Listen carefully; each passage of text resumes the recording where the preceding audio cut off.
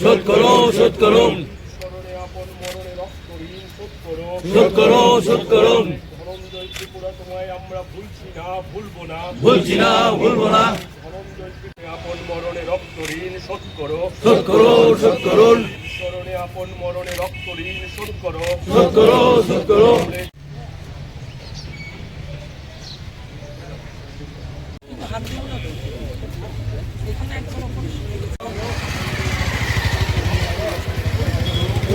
আজ ৩রা মার্চ, আজকের এই দিনে 1975 ইংরেজিতে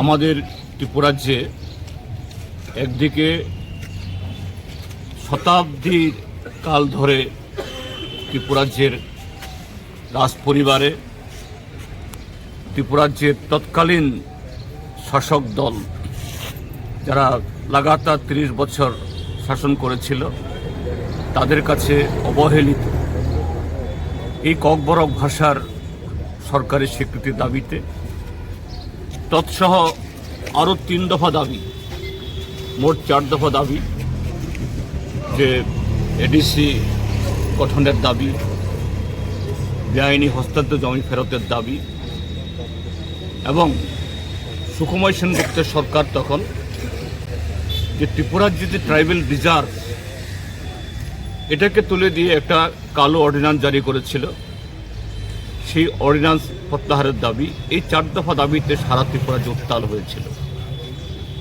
৩রা মার্চ ত্রিপুরাজ্যে সিপিআইএম, গণমুক্তি পরিষদ এবং আরও সমস্ত বামপন্থী সংগঠনসমূহের যে ডাকে যৌথভাবে শান্তিপূর্ণভাবে রাজ্যের সর্বত্র এই মিছিল মিটিং সংগঠিত হয়েছিল।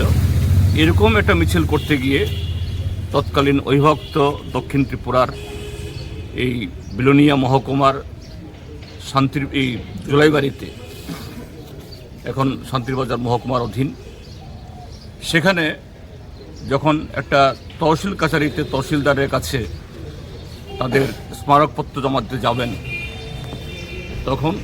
তখনকার যে শাসক দল কংগ্রেস, তাদের প্ররোচনায় পুলিশ এই শান্তিপূর্ণ মিছিলের উপরে নির্বিচারে গুলি চালায়।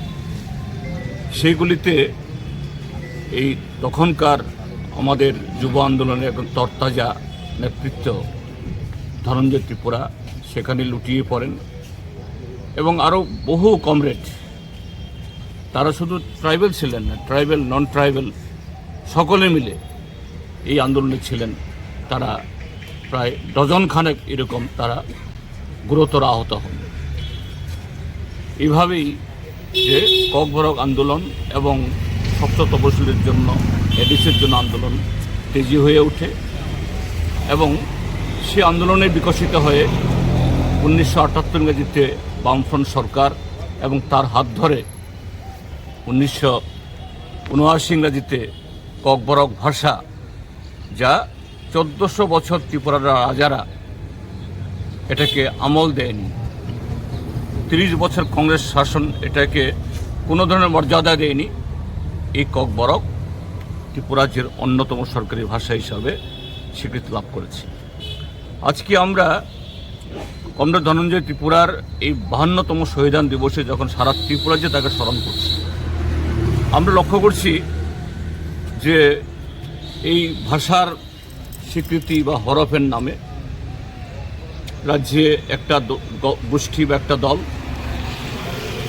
আর অপর গোষ্ঠী যারা ত্রিপুরাজ্যের বর্তমান এই শাসক গোষ্ঠীর মধ্যে বড় শরিক ভারতীয় জনতা পার্টি নানাভাবে সেই 75-এর আগের যে তখনকার শাসককুলের যে মানসিকতা, ককবরক ভাষা আবার কি, ককবরক সংস্কৃতি আবার কি, এরকম একটা যে মনোভাবটা দেখে চলেছেন। গত 20 তারিখে আমাদের রাজ্যে আমাদের দেশের স্বরাষ্ট্রমন্ত্রী অমিত শাহ এসেছেন। এখানে এসে প্রায় অহংকারের সুরে বলে গেলেন, শুধু ত্রিপুরা কেন, ককবরকের নাম উচ্চারণ করেননি, কিন্তু বলেছেন যে উত্তর পূর্বাঞ্চলের এরকম আরও 40টা ভাষা আছে, তাদেরকে দেবনাগরী অক্ষর গ্রহণ করতে হবে এবং তারা কেন্দ্রীয় সরকার থেকে যেভাবে চাইবে এইভাবেই এখানকার ভাষা বিকাশ হবে, অথবা তারা এই ভাষা এবং সংস্কৃতিগুলোর বিকাশের জন্য কোনো ধরনের সহযোগিতা করবে না।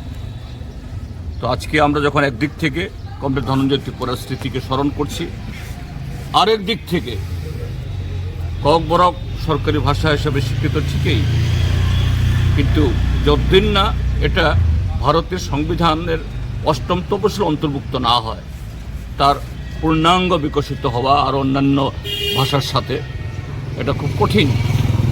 কাজেই সামনে আমাদের আরও লড়াই। আজকে একদিকে আমরা ধনঞ্জয়কে স্মরণ করছি, আরেক দিক থেকে আমাদের সেদিনের যে 4 দফা প্রায় সবটাই প্রাসঙ্গিক। আমাদের এডিসি আদায় হয়েছে, ৬ষ্ঠ তফসিল আদায় হয়েছে, কিন্তু এডিসিও পূর্ণাঙ্গভাবে ক্ষমতাসীন না। এডিসির হাতে আরও ক্ষমতা, আরও অর্থ এবং ককবরককে যাতে ৮ম তফসিলে অন্তর্ভুক্ত হয় সে লড়াইয়ের অঙ্গীকারও আমরা নতুন করে সে অঙ্গীকার গ্রহণ করছি, আমরা শপথ গ্রহণ করছি। এভাবেই সারা ত্রিপুরার চেয়ে আজকের দিনটাকে আমরা স্মরণ করব। কমরেড ধনঞ্জয় ত্রিপুরা অমর রহে।